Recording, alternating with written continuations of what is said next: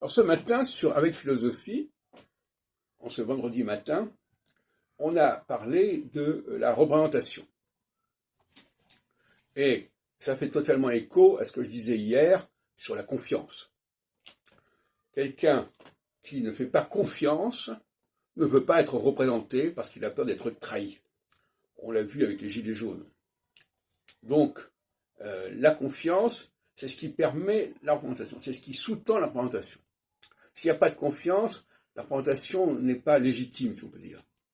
Mais le problème, c'est de savoir d'où vient la confiance et qu'est-ce qui donne la confiance. C'est le grand problème. Eh bien, c'est l'astrologie qui est la clé du système. À certains moments, la phase favorise la confiance, c'est la phase équinoxiale, et à d'autres moments, la confiance n'est plus là, c'est la phase solsticiale. On parlait ce matin du général de Gaulle et de la Constitution et du référendum. Le référendum, quelque part, c'est quelque chose de solsticial. C'est-à-dire que le référendum vient équilibrer la question de la représentation. La représentation, c'est une représentation, c'est-à-dire que c'est une minorité. Le référendum est censé être la majorité, d'où par la suite, on a basculé vers le suffrage universel pour l'élection du président public. Donc là aussi, il y a une dualité entre confiance et pas confiance. Le référendum, c'est quand on ne fait pas vraiment confiance aux représentants du peuple. C'est la dialectique entre démocratie directe et démocratie indirecte.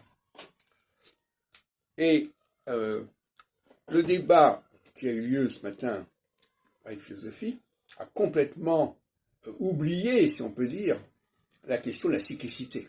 Et pourtant, la cyclicité, elle est au cœur même des institutions démocratiques. Il y a des élections. Et les élections, c'est cyclique. Mais c'est une cyclicité qui n'a pas de légitimité véritable. Parce qu'elle n'est pas fondée sur quelque chose de scientifique. Et donc il y a un apport de l'astrologie majeur, j'ai dit plusieurs fois, au droit constitutionnel. L'astrologie peut apporter cette légitimité parce qu'elle est la science de la confiance. Elle sait qu'à certains moments, on doit être dans une phase où il faut il faut éviter la représentation. Donc il faut être dans la démocratie directe. Les périodes solsticiales sont favorables à la démocratie directe. Les périodes équinoxiales sont favorables à la démocratie indirecte.